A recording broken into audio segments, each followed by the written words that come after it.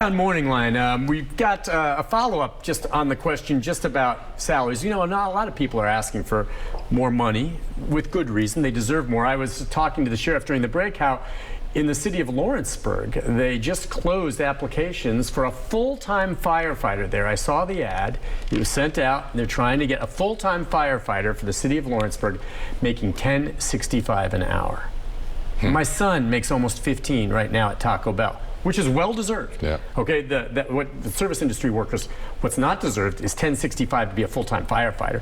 Those are individuals that go and put out house fires, they save lives, they rescue people. $10.65.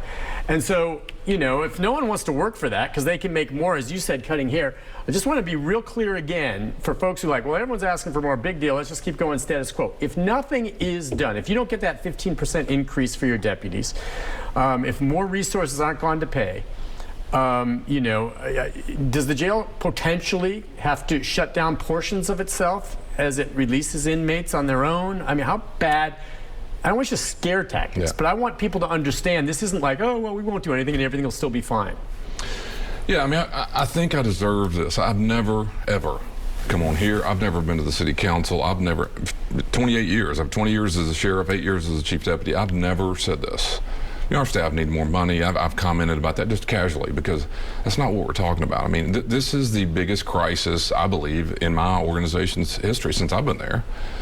Because the reality is, yes, you could have a crisis that tornado or storm or COVID, which sounds really bad.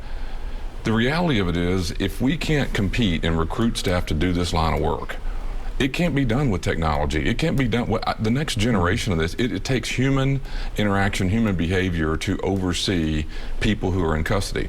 And here's the deal. The taxpayers oftentimes, I've looked at research, are very interested in crime. They're nervous about it. They're willing to pay for it. What politicians do is they pay for the arrest. And the taxpayer has got to understand that when you make the arrest of Travis Ranking, the arrest was not expensive. Housing him for 4 years is expensive. And what you want is you want him housed in a way where the court system can handle its job, he can be held accountable, and thank God everybody did their job. I'm here to tell you that if the Travis Rankings moving forward, if you don't find a way to pay and compete in the world of corrections that you need to be doing, you won't be able to handle cases like that. I mean, the reality is, where are you going to put him? You can't just rent that out to somebody else. This city is booming. The cost of living here is high. I love Nashville. I grew up here.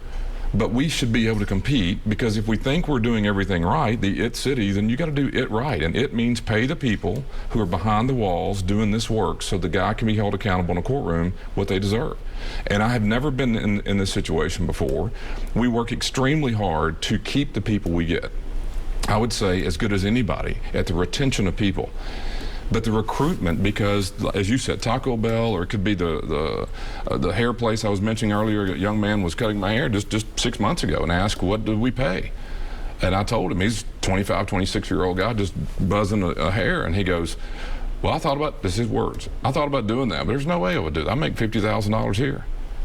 And we're paying 38 at the time, you know, and I'm thinking, you know, what are his biggest risks? He may cut his finger today on a blade.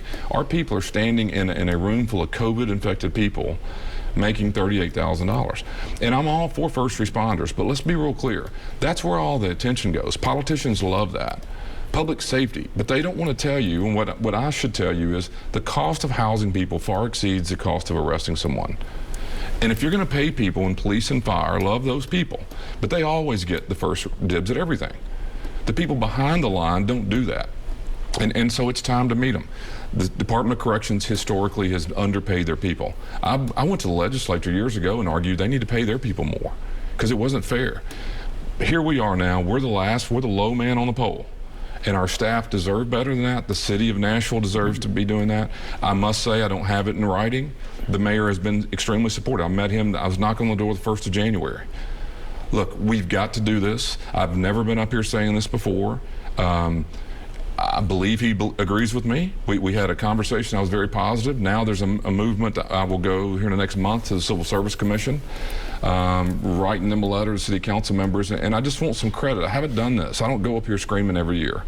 You know, my dad used to be in the city council, and he would always tell me these stories growing up. I thought it was interesting. He said, it's always interesting to me in the council that, you know, leading into the budget, we always have the fire department, the police department out here saying, look at our response times are going down right during budget season so they could get more money. And maybe they were right, I don't know. I've never done that before. I've never run up here and used the excuse that we need. I'm telling you, it's time to fix it. We cannot wait to pay the people what they deserve. And the alternative to that is you're either going to let people go, because I'm not putting people in buildings where they're unsafe, staff or inmates. It's not fair. It's plain as you can put it. It's plain as you can put it. You wonder if people will understand. It's a matter of priorities. Let's go to Brian. Brian, good morning. Hi, Brian. Oh, good morning, guys. Good morning. I wanted to tell the sheriff the reason why nobody's running against him is because he's done such a good job. And it's hard to get somebody to run against you whenever they know they can't beat you. And that was it. Anyway, good job, Darren. Wow. How about that? Well, but that is to some degree true. You've seen sheriffs in other departments, you know, or people who've gotten into trouble or have issues, and they get opposition. People who get opposition doesn't always mean they're doing a lousy job. Sometimes it's just a job people want. But yeah, you've done a good job, and I think you are probably one of the more secure elected, not that you would brag about it, elected officials in this town because of your track record. Someone running against you is going to have a real uphill climb. Well, let's just say it this way. There's never a debate in sports. The teams who have the best talent win. Yeah. This is so the truth. You got the team. There's no doubt about it. But you built the team. Well, I grew up with a lot of these people, and you know, I think they're really, really good at what they do. And at the end of the day, I mentioned it earlier, it feels like an evaluation of our agency every 4 years. And I both get a lot of the credit, which I don't deserve. I get out there and bounce around. You hear all these great things. You mentioned off air earlier about a young woman, I think, who the job that she's doing and how she has to do it or whatever. Think about that. I mean, what if she doesn't feed him right? What if he is exposed to COVID? What if, just think of all that could happen. And I used to say we're measured by failure in our line of work. You'll know when we screw up. You know, there's not a lot of credit given until we screw up. And so all I would say is I love the people I work with. The line of work is incredibly difficult, and it makes me feel a lot of pride about that the citizens of Nashville, at least, and there's a lot of uncertainty in politics. I mean, sure. I hate the word politics as a party. I don't like the party system. I don't like the divide in our country. I don't like any of that. And to try to make it in a city like this and try to get what they deserve, the facilities, the city has met what they needed. We've really built, I think, what the staff deserve to be working in. They get a parking space. You're going to laugh. I worked in a building in a jail with people, and many of those people were paying as much as they basically earned to park. So we built this building. We said, that's not fair. They deserve a place to park and have a place to sit down, have a snack while they're working. So the buildings are meeting the quality of the people. And it's just time to get the pay right, because unfortunately, Nashville's booming. Our competitors, if you call it that, we no longer have Core Civic to choose from. We could pick from their staff as well. They're gone. TDOC has raised their pay. It's us and other law enforcement agencies, and we're behind, and we've got to catch up. Just before, we have to take our next break too, though. We talked a lot about how difficult it is. Just remind folks too, from my perspective, and I don't get to see it all, but talking to some of these correctional officers and to the deputies, it can be a very, very gratifying job. I think it can be exciting. I mean, talk about the pluses of it. I think so. The way we've talked about it to this point, you're like, well, what the heck? How do you have anyone there? There are some neat things about being in a sheriff's office, if you ask me, at least from what I've seen. So let's remind folks what the good things are if you want to go work for a sheriff's department. And obviously it's not pay right now, but what are the good things? Yeah, so I love this, is my favorite part of that question. So we've talked for years. We developed a behavioral care center. It's adjacent to our facility, of course. Basically, it's a treatment center. It's a mental health treatment center. The clinical work is provided by a nonprofit there, but we are overseeing it with what you and I would call security staff or whatever, correctional staff. But they're wearing scrubs. They look like a hospital setting or a treatment setting. It's very bright. It's the coolest place in the world to walk into. But what I think tells you a whole lot about your question is we have a vacancy, a position vacant over there, so we bid it to all of our staff. The pay is very comparable. It's not a tremendous amount of pay.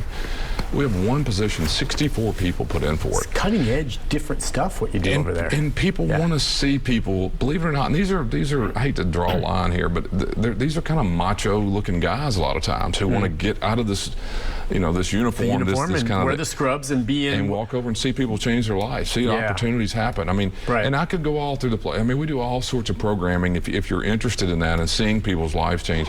That's something I care a lot about. The men and women who are officers who can move up, you can move up and promote. I mean, which I think is very, very unique in a city like this, where you can come here, go through the process. You can make, I think, good money. We get it stabilized. You can make good money. The benefits, by all accounts, a 25-year-old person doesn't understand this. By the time you get 30 and 35, you surely understand it. We have people retiring at 53 years old. Full pension and walk out of here because it's tough years.